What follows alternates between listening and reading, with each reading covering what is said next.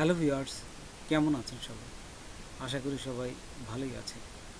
আজকে আমি আপনাদের দেখাবো মাইক্রোসফট ওয়ার্ড দিয়ে কিভাবে একটি বাংলাদেশের মানচিত্র আঁকা যায় এবং এই মানচিত্র গোলের ভিতর কিভাবে আবার একটা পুরা এই ম্যাপের ডিজাইন দেয়া যায় সেই প্রসেসটাই দেখাবো। তো চলুন আমরা প্র্যাকটিক্যালি দেখি।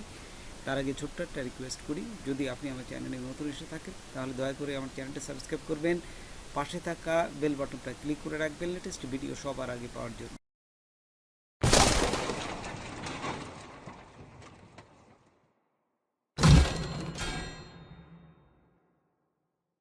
তো প্রথমেই আপনারা এই গুগলে চলে যাবেন। গুগলে যাওয়ার পর এখান থেকে লিখবেন যে ম্যাপ, ম্যাপ অফ বাংলাদেশে।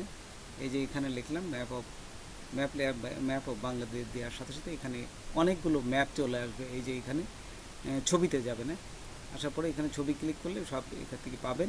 এখান থেকে আপনারা স্ক্রিনশটও নিতে পারেন অথবা ডাউনলোড করে এই এমএস ওয়ার্ডে এই যে নিয়ে আসবে না। এমএস ওয়ার্ডে ছবি আনার পর দেখুন টানলে কিন্তু এদিক ওদিক সরছে না। সেই ক্ষেত্রে কী করবেন, কিন্তু সেই ক্ষেত্রে একটা প্রসেস হচ্ছে আপনার টেক্সট বক্সের ভিতর নিতে হবে। তো এই যে আপনার ইনসার্টে গেলাম, তারপরে টেক্সট বক্স এবং এখান থেকে ড্র টেক্সট বক্স এই যে নিচে আছে, তারপরে ড্র টেক্সট বক্সে ক্লিক করলাম। ক্লিক করার পরে যে প্লাস চিহ্ন আসবে, ঠিক এই অবস্থায় এটা আপনার টান দিয়ে ম্যাপটাকে কাট করবেন, তারপরে এখানে পেস্ট করে দেবেন। পেস্ট করে দিলে এখানে কিন্তু তারপরে আপনি যে কোনো জায়গায় এখানে এই ম্যাপটাকে বসাই দিতে পারবেন। আমরা আমাদের যে মানচিত্র আছে, ঠিক আমরা মানচিত্রে যে গোলের ভিতরে এই ম্যাপটা বসাবো। তো কীভাবে বসাতে হয় এই প্রসেসটাই আমি পুরাই প্রসেসটাই দেখাবো। তো প্রথম জাস্ট দেখালাম যে ম্যাপটা একটা টেক্সট বক্সে নিয়ে আপনি যে কোনো জায়গায় সরাতে পারবেন।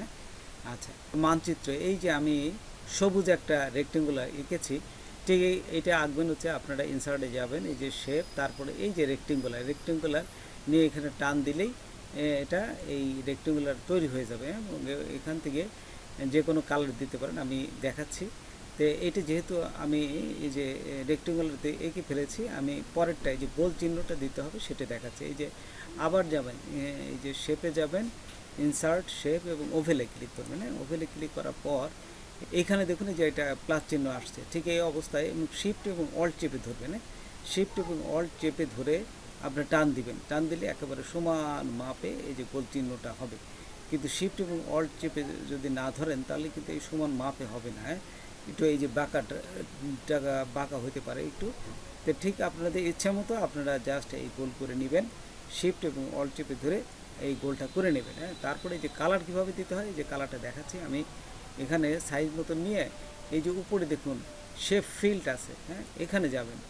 এই যদি শেপ ফিল্ড এসে এখান থেকে যে কোনো কালার আপনি করতে পারেন। আপনি যদি লাল না দিয়ে অন্যটা দিয়ে প্র্যাকটিস করতে পারেন তাহলেও এটা যে কোনো কালার দিয়ে দেখতে পারেন। তো এখন যদি এই যে ম্যাপটা টানি দেখুন আসছে না, সেই ক্ষেত্রে কী করবেন, এই ম্যাপটাকে এখানে নিয়ে আসে বসানোর জন্য আমি আবার চলে যাব এই যে টেক্সট বক্স, তারপরে ড্র টেক্সট বক্স এখানে দিয়ে এই যে টেক্সট বক্সটা আঁকলাম। এখন এই ফিল কালার এবং লাইন কালারটা উঠাই দেবেন। তো কীভাবে উঠাবেন, এই যে এটা সিলেক্ট করে রাইট মাউস ক্লিক করে এই যে এখানে চলে আসবে। এখানে আসে এই যে ফিল কালার নান করবেন এবং লাইন কালার নান করবেন। এই যে এটা দিয়ে দিলাম। আমি লাইন কালারটা নান করি নাই, কিন্তু আবার করবো। এই যে এখানে জাস্ট এইখান থেকে ম্যাপটা কেটে এই যে এখানে পেস্ট করে দিলাম, দেখুন চলে আসছে কিন্তু। তো এইভাবে আপনারা এই মানচিত্রটাকে গোলের ভিতর নিয়ে আসবেন। তারপর দেখুন এই যে লাইন কালারটা কিন্তু আছে, এখন লাইন কালারটা আমি উঠাই দেবো। তো দেখুন এখানে আবার এই যে সিলেক্ট করবেন, সিলেক্ট করে রাইট মাউস ক্লিক করে আবার এই যে ফ্রম টেক্সট বক্স এখানে আসার পরে এই যে লাইন কালার নান করে দেবেন। এই যে এখান থেকে লাইন কালার নান করে ওকে দেওয়ার সাথে সাথে এই দেখুন এখানে কোনো লাইন কিন্তু নাই।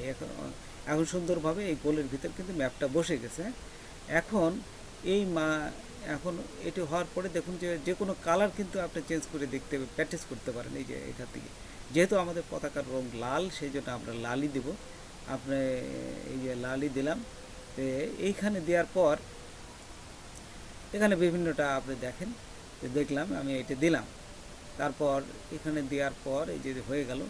এখন যদি মনে করেন যে এটা ছোটো দিবেন, একটু ছোটো সাইজ করবেন, সেই ক্ষেত্রে কী করবেন, এবং একটা বাঁশ তো আমাদের দিতে হবে। সেই বাঁশটা কীভাবে দেবো, আবার চলে যাবেন এই যে ইনসার্ট, তারপরে শেপ এবং এখান থেকে রেক্টেঙ্গুলার দেবেন। রেক্টেঙ্গুলার দিয়ে আমরা সবুজ পতাকাটাও কিন্তু এঁকেছিলাম, ঠিক সেমভাবে এখান থেকে এই যে বাসটা আঁকবো, এই যে এখানে ছোটো করে এঁকে এই যে বাসটা হয়ে গেল। তারপর বাসের একটা কালার দেন, এই যে এখানে চলে গেল শেপ ফিল দিয়ে এই যে এই কালারটা দিয়ে দিলাম, হ্যাঁ, হয়ে গেল। এখন যদি মনে করেন যে এই যে পতাকাটা একটু চওড়া মতন হয়ে গেছে, তাহলে আর একটু ছোটো করতে পারেন। সে কী করবেন, এখানে এই সিলেক্ট থাকা অবস্থায় দেখুন এই যে এইখানে টান দিলে ছোট হয়ে যায়। আচ্ছা, বাসটা আস্তে আস্তে সরাই দিবেন, হ্যাঁ, এই যে এইভাবে সরাই দিতে পারেন। তারপর এটাকে গ্রুপ করতে পারেন। এই যে গ্রুপ করলে পারে আপনি যে কোনো জায়গায় সরাতে পারবেন, একভাবে সরাতে গেলে আর অন্যগুলো সরবে না। গ্রুপ মানে হচ্ছে একসাথে সবগুলো সিলেক্ট করে একভাবে টান দিলে আপনি সবগুলো একসাথে সরে যাবে। তো এই জন্য আপনাকে শিপ চেপে ধরে সবগুলো এই যে সিলেক্ট করলাম, আমি দেখুন শিপ চেপে ধরে সবগুলো সিলেক্ট করলাম। সিলেক্ট করার পরে ফরম্যাটে যাবেন, ফরম্যাটে যাওয়ার পরে এখানে দেখুন এই যে গ্রুপে আছে, গ্রুপ করে দিলেই এটা গ্রুপ হয়ে যাবে, তারপর আপনি সরাতে পারবেন। আচ্ছা, এখন হচ্ছে সেভ করবেন। কীভাবে সেভ করবেন, এই যে ফাইলে যাবেন বা গোল্ড চিহ্নের উপর ক্লিক করবেন, ক্লিক করে এই যে সেভে ক্লিক করবেন। হ্যাঁ, সেভে ক্লিক করার সাথে সাথেই আপনার এই যে আরেকটা বটম এখানে আসবে, এখানে সেভ করলে এই যে নিচে দেখুন সেভ করার নাম চাচ্ছে, নেম দেন, এই যে ফাইল নেম বা কোথায় সেভ করেন, আমি ডেস্কটপে সেভ করবো বিধায় এই যে ডেস্কটপে দিয়ে এই যে ম্যাপ নামে সেভ করলাম। এইভাবেই সেভ করতে, এখন সেভে ক্লিক করার সাথে সাথে সেভ হয়ে যাবে। তো বন্ধুরা, আজকে এই পর্যন্তই। নতুন কোনো ভিডিও নিয়ে আবার আপনাদের সাথে হাজির হব।